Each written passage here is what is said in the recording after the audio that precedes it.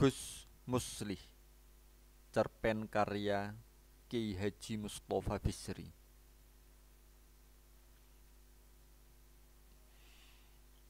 Gus Muslih adalah seorang kiai muda yang tidak hanya cerdas dan kritis, tapi juga tegas dan lugas.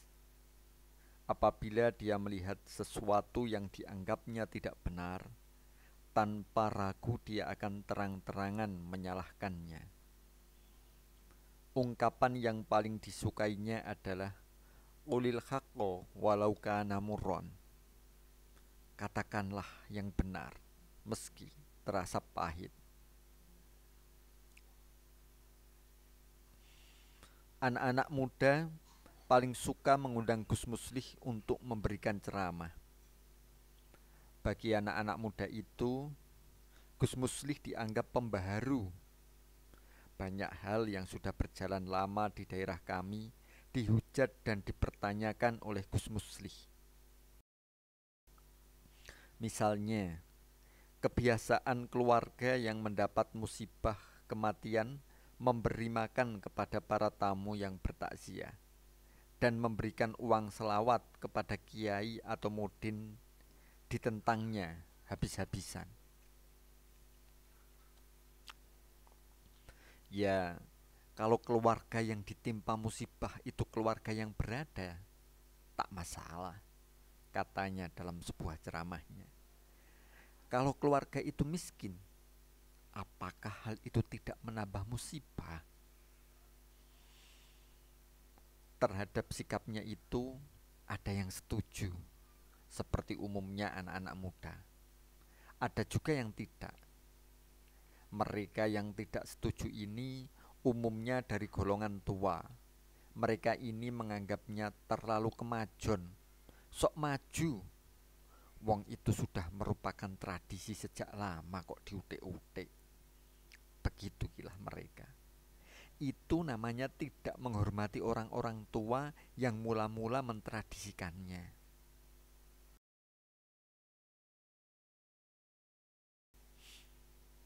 Untuk itu, Gus Muslih punya jawaban yang cukup telak. Tradisi yang baik memang perlu kita lestarikan. Tapi yang buruk, apa harus kita lestarikan? Kalau begitu, apa bedanya kita dengan kaum jahiliyah yang dulu mengecam nabi kita yang mereka anggap merusak tradisi yang sudah lama dijalankan nenek moyang mereka? Kelompok tua yang tidak menyetujui Gus Muslih memang serba salah menghadapinya. Soalnya, Gus Muslih memang tidak seperti sementara ustadz muda lain yang asal membasmi tradisi, yang mengecam selamatan dan tahlilan misalnya.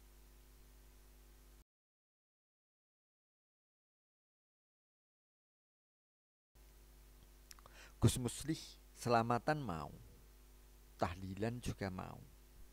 Bahkan Gus Muslih mau memimpin jamaah anak-anak muda ziarah ke makam-makam Wali Songo. Yang lebih membuat jengkel kelompok orang tua yang tidak menyetujuinya itu, justru karena kiai muda ini selalu bisa menjawab keberatan mereka dengan argumentasi yang mematikan, baik menggunakan dalil nakli maupun akli. Pernah ada seorang tokoh tua yang memberi pengajian, isinya lebih mirip kampanye politik ketimbang ceramah agama. Tokoh itu dalam rangka menggiring jamaah untuk mendukung partainya selalu menggunakan dalil-dalil ayat Quran dan hadis Nabi segala. Gus Muslih dalam forum pengajian yang lain mengkritiknya dengan mengatakan, adalah terlalu berani membawa ayat-ayat dan sunnah Rasulullah SAW untuk kepentingan politik praktis. Itu merupakan pelecehan dan sekaligus membuat umat bingung. Lihatlah, tokoh partai ini menggunakan ayat dan hadis untuk mendukung partainya. lalu tokoh partai itu juga berbuat sama untuk mendukung partainya. Apa ini tidak membingungkan masyarakat? Bila kemudian karena menggunakan firman Allah dan sabda Rasul-Nya, masyarakat awam meyakininya sebagai kebenaran mutlak, apa tidak terjadi sikap mutlak-mutlakan antar pendukung partai? Kalau tidak mengerti politik, ya sudah, rela saja tidak usah berpolitik daripada membawa-bawa agama. Apakah tokoh-tokoh yang suka membawa-bawa ayat dan hadis untuk kepentingan politik itu tidak memikirkan akibatnya di dunia maupun di akhirat kelak? Bagaimana kalau masing-masing pendukung yang awam itu meyakini bahwa mendukung partainya sama dengan mendukung agama dan memperjuangkan partainya sama dengan jihad fi sabilillah?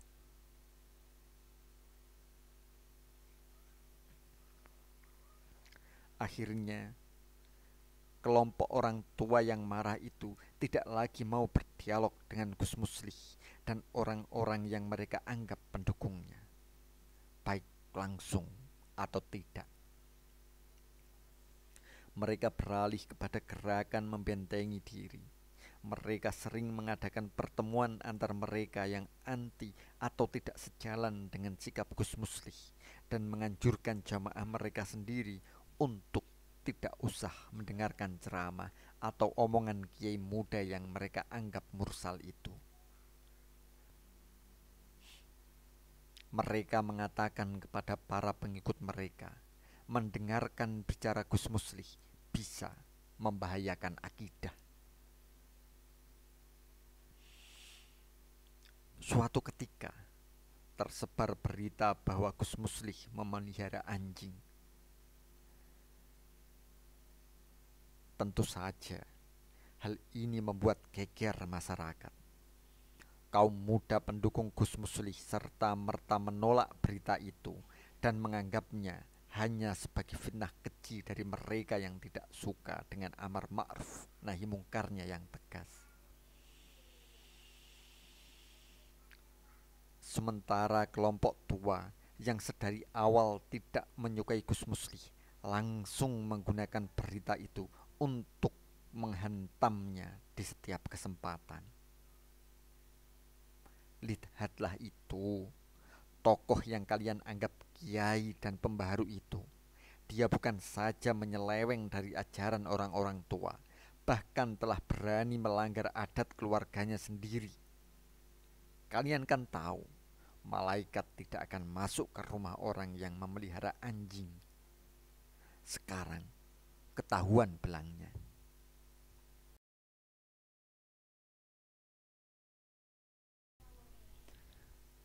Karena cemburu kepada Gus Muslih, anak-anak muda pendukungnya pun tidak rela dan berusaha mencari sumber dari mana berasal berita bahwa Gus mereka memelihara anjing itu.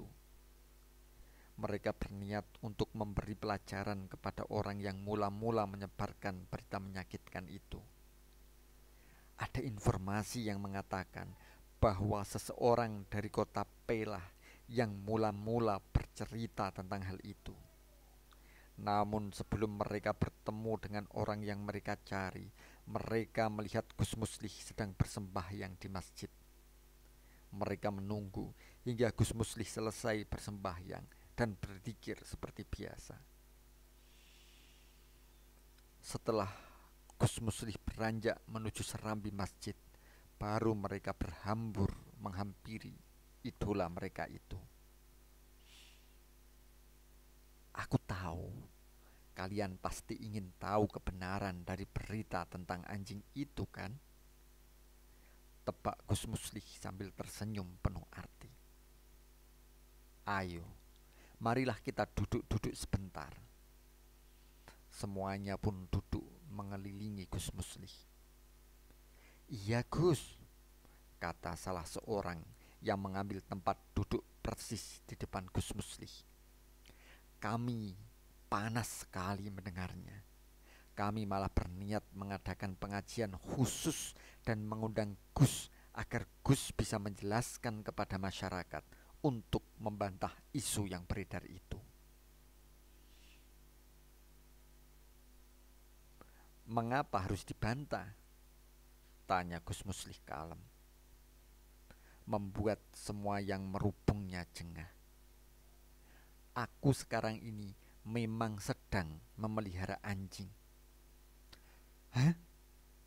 Hampir serempak semuanya mengeluarkan desahan kaget. Mengapa kalian begitu kaget? Kata Gus Muslih masih dengan nada kalem. Kemudian Gus Muslih pun bercerita kepada jamaah anak muda pengagumnya itu. Malam itu aku pulang dari mendatangi undangan panitia untuk berceramah halal bihalal di kota P. Aku diantar oleh salah seorang panitia dengan mobil kijangnya yang baru. Waktu itu malam sepi. Hujan rintik-rintik. Hanya sesekali terdengar petasan lebaran di sana-sini. Padahal katanya sudah dilarang. Malam-malam selarut itu kok ya masih ada yang bermain petasan. Ketika kami sedang melintasi jalan raya menuju ke kota kita ini, aku melihat sosok makhluk kecil bergerak-gerak di tengah jalan. Langsung aku berteriak, "Berhenti, Mas!" Mobil pun berhenti. Aku turun menghampiri makhluk kecil yang menggelepar-gelepar itu. Ternyata, Masya Allah, kulihat seekor anak anjing yang tampak kesakitan, mengeluarkan suara lenguhan yang menyayat. Badannya basah kuyup dan kakinya berlumuran darah. Tanpa pikir panjang, aku gendong anak anjing itu dan kubawa naik mobil. Melihat aku masuk mobil membawa anak anjing, tiba-tiba kulihat orang yang punya mobil seperti melihat hantu. "Loh, Pak!" teriaknya kaget setengah mati. "Najis loh, Pak!" Aku bilang, "Ini lihat, kasihan kakinya luka parah. Mungkin ada mobil yang menerjangnya lalu kabur." "Iya, tapi itu najis, Pak," ulangnya Cici sambil matanya terus memelototi anak anjing yang kupeluk. Aku menduga dia takut anjing atau darahnya akan mengotori mobil kijangnya yang baru. Maka aku mencopot jasku dan membungkus anak anjing yang terus menggelepar dalam pangkuanku. Kedinginan campur kesakitan. Mata pengantarku masih saja terus mengawasiku dan anjing yang kupangku dengan wajah tak percaya. Dia tidak segera menjalankan mobilnya kembali. Tiba-tiba aku menjadi sebel. "Sudah, begini saja," kataku kemudian. "Biar aku turun di sini saja. Silahkan Anda kembali dan sampaikan terima kasihku kepada kawan-kawan panitia."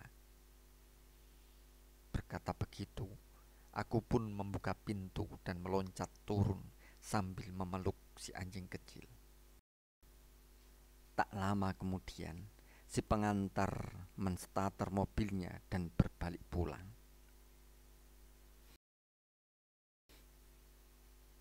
Sejenak, aku dilanda kemurungan yang sangat. Bukan karena aku ditinggalkan sendirian di tengah jalan di malam gerimis, tapi karena aku teringat ceramah halal bihalalku di kota P tadi. Baru beberapa jam yang lalu, aku berbicara kepada saudara-saudaraku di sana tentang hikmah bulan Syawal. Bulan kemenangan setelah berpuasa selama sebulan penuh di bulan suci Ramadan. Saya katakan antara lain bahwa kemarin di bulan Ramadan kita telah berhasil menaklukkan syaitan. menaklukkan nafsu kebinatangan kita, dan kini menjadi fitri kembali, menjadi manusia yang dimuliakan Tuhan melebihi makhluk-makhluknya yang lain. Makhluk berbudi yang memiliki tidak hanya akal tapi juga hati nurani. Makhluk yang diangkat menjadi khalifahnya untuk menebar kasih sayang di bumi. Ketika sejenak Gus Musli berhenti, tak ada seorang pun di antara mereka yang asyik mendengarkannya mengeluarkan sepatah kata. Mereka semua terpaku dalam diam seperti kena sihir. Maka Gus Musli pun melanjutkan. Aku sedih. Ternyata Ramadan masih belum sebenar-benarnya berpengaruh hingga ke sanubari kaum muslimin. Banyak yang seperti merayakan kemenangan kosong. Setiap saat, khususnya di bulan Ramadan kemarin, mereka selalu membaca basmalah. Bismillahirrahmanirrahim. Menyebut asma Allah yang maha pengasih, lagi maha penyayang. Namun bukan saja tidak tertulari kasih sayangnya, malahan banyak yang masih memelihara kebencian syaitan. Mestinya bulan Syawal ini mereka menjadi segar kembali sebagai manusia, seperti pemimpin agung mereka, Nabi Muhammad Sallallahu Alaihi Wasallam, yang selalu mencontohkan kasih sayang kepada sekalian alam.